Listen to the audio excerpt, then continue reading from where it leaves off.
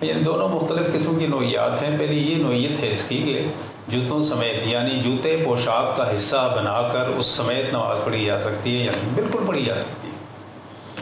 اور نبی پاک صلی اللہ علیہ وآلہ وسلم نے ما سوائے ایک بار کے آپ نے جوتوں سمیت ہی ہمیشہ نماز پڑھی اور صحابہ بھی پڑھتے رہے۔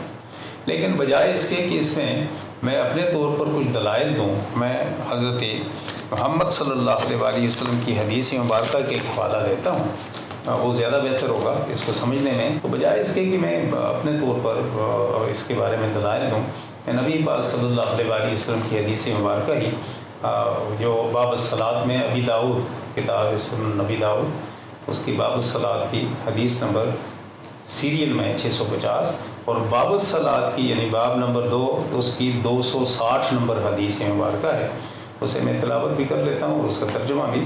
عن ابی سعید الخدری، حضرت ابو سعید الخدری رضی اللہ تعالیٰ عنہ سے روایت ہے یہ نبی پاک صلی اللہ علیہ وآلہ وسلم کے very famous صحابی of the Prophet صلی اللہ علیہ وآلہ وسلم has been قال بینما رسول اللہ صلی اللہ علیہ وآلہ وسلم یصلی باصحابہ.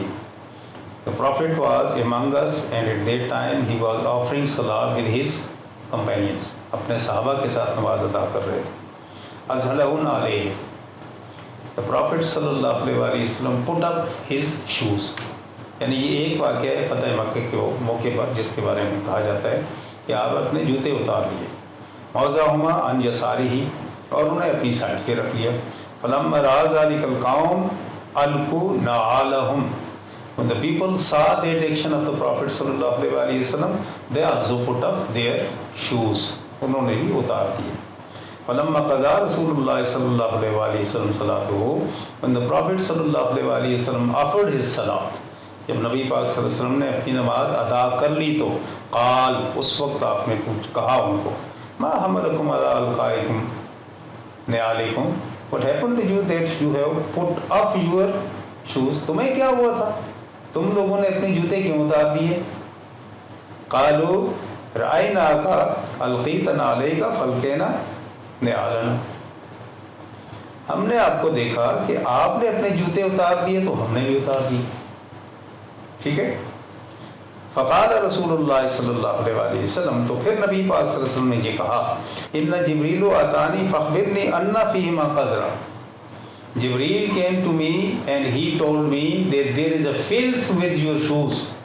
جبریل میرے پاس آئے اور انہوں نے کہا کہ محمد صلی اللہ علیہ وسلم آپ کے جوتوں کے ساتھ تھوڑی سی کسی جانور کے گوبر کی وہ غلاظت لگی ہوئی ہے. وقال اذا جاء احدکم الى المسجد. اب اس میں دیکھیے یہ بات کیا ہے، میں نے تو اس لیے اتارے، اس کا مطلب یہ ہے کہ میں نے اس لیے اتارے کہ جبریل امین میرے پاس آئے اور انہوں نے کہا کہ کسی جانور کی گوبر کی یا کسی چیز کی کوئی غلاظت لگی ہوئی ہے تو میں نے اس لیے اتارے. تم نے کیوں اتارے بھائی؟ انہوں نے کہا، پھر نبی پاک صلی اللہ علیہ وسلم وقال، اور پھر فرمایا، اذا جاء احدکم الى المسجد فلینظر فان رأی فی نعلیہ قذرا. Whenever you come to the masjid and you should have to check your shoes if there is any kind of filth in it. اس میں کسی قسم کی کوئی سی filth ہے وغیرہ. او اذن or anything which is harmful. وہ بھی غلاظت ہی آتی ہے. فَلْيَمْسَحَهُ وَلْيُصَلِّ فِيهِمَا. تو آپ کو چاہیے کہ اسے ہٹا دیں اور جوتوں سمیت ہی نماز پڑھا کریں آپ. یہ اس کی جو کنڈیشن ہے صحیح الالبانی کی، صحیح ہے یہ حدیث کی کنڈیشن، یعنی یہ جو حدیث کا یہ جو گریڈ ہے یہ صحیح ہے الالبانی کا. بس اس سے زیادہ میں اپنے طور پر کسی قسم کی بھی کوئی کمنٹری نہیں کرنا چاہتا. اس حدیث کے مطابق نبی پاک صلی اللہ علیہ وسلم نے صرف ایک بار فتح مکہ کے موقع پر ہی ہوا، ورنہ اپنے نالین کے ساتھ ہی، جوتوں کے ساتھ ہی، صحابہ بھی جوتوں کے ساتھ ہی پڑھا کرتے تھے.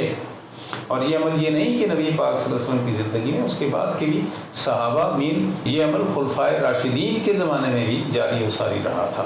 ٹھیک ہے. لیکن شرط یہ ہے اس میں کہ آپ کے جوتے پاک صاف ہونے چاہیے.